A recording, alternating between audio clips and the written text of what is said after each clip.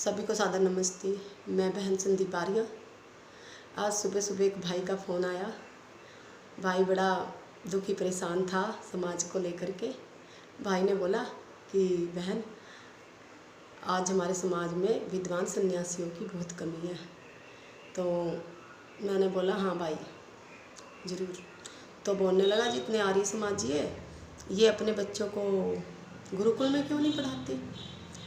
मैंने बोला आजकल कौन आर्य समाजी है, मात्र नाम के आर्य समाजी है और श्रेष्ठता तो किसी में है नहीं। तो भाई ने बोला हाँ ये तो ठीक है। तो मैंने बोला अच्छा भाई, आप ये बोल रहे हो सन्यासियों की कमी है, तो आप स्वयं से सन्यासी क्यों नहीं बन जाते, आप सन्यासी बन जाओ। तो भाई ने बोला नहीं बहन, मैं तो बन नहीं सकता, क्योंकि मेरे माता पिता को मेरे पीछे कौन संभालेगा, उनको संभालने वाला नहीं है कोई। तो मैंने बोला वो परमपिता परमेश्वर सारी दुनिया को संभाल रहा है, वो ईश्वर सारी दुनिया को संभाल रहा है। ये तेरे मन का वहम है कि मैं अपने माता पिता को संभाल लूँगा। और जिन माता पिता के संतान ही नहीं होती, विवाह के बाद संतान ही नहीं होती, उनको कौन संभालता है। और कई बार देखा गया है माता पिता माता तो उसी समय मर जाती जन्म दे के संतान को, फिर उसको कौन संभाल रहा है। वैसे माता है तो बोलेंगे कि माता ही बच्चे को संभाल रही है, पिता ही बच्चे को संभाल रहा है, तो उनको कौन संभाल रहा है।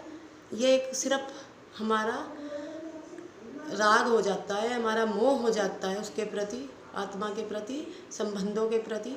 तब हम कहते हैं कि हम संभाल रहे हैं, हम देख रहे हैं।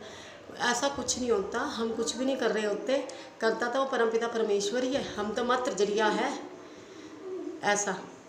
तो उस भाई को अच्छे से समझाया कि भाई ऐसे नहीं, ऐसे होता है। तो भाई के कुछ समझ में आया। तो मैं बोला कि हाँ बहन, मैं तो सोच रहा हूँ सन्यासी बनूंगा, पर गृहस्थ जीवन में जाने के बाद तो जो मेरे बच्चे होंगे मैं उसको गुरुकुल में पढ़ाऊँगा। फिर मैंने बोला अरे उसको गुरुकुल में पढ़ाएगा तो उसके उस आत्मा का जो तुम्हारे साथ बंधेगी उसका तुम्हें क्या पता क्या संस्कार है, क्या परमार्थ है, क्या नहीं है।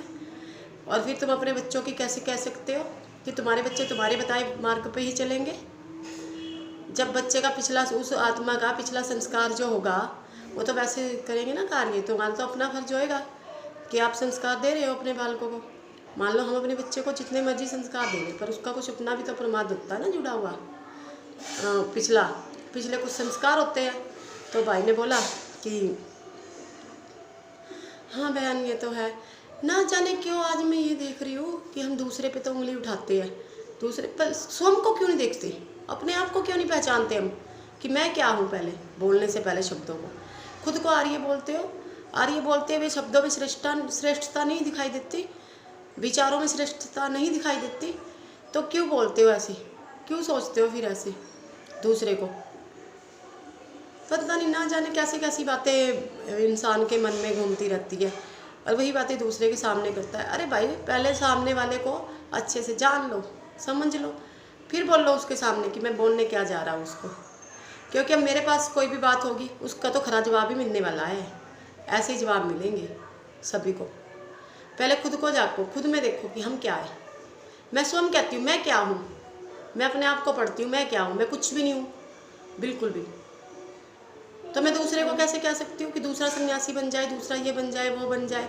भाई खुद बनो, दूसरे पे ना आस रखो, दूसरा क्या करेगा क्या नहीं करेगा।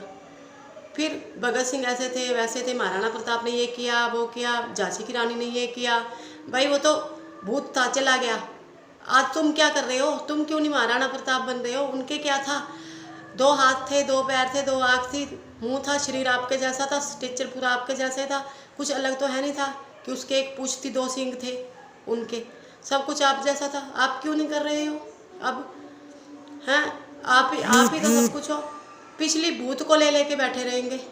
कोई भी जयंती आ गई तो उसमें ऐसे किसी की जयंती आ गई, किसी विद्वान की जयंती, किसी क्रांतिकारी की जयंती आ गई, बस वो क्रांतिकारी ऐसे थे वैसे थे, उनका समाज में सुनाया जाएगा, व्याख्यान किया जाएगा उनका, और फिर सब अपने अपने घर जाओ बस।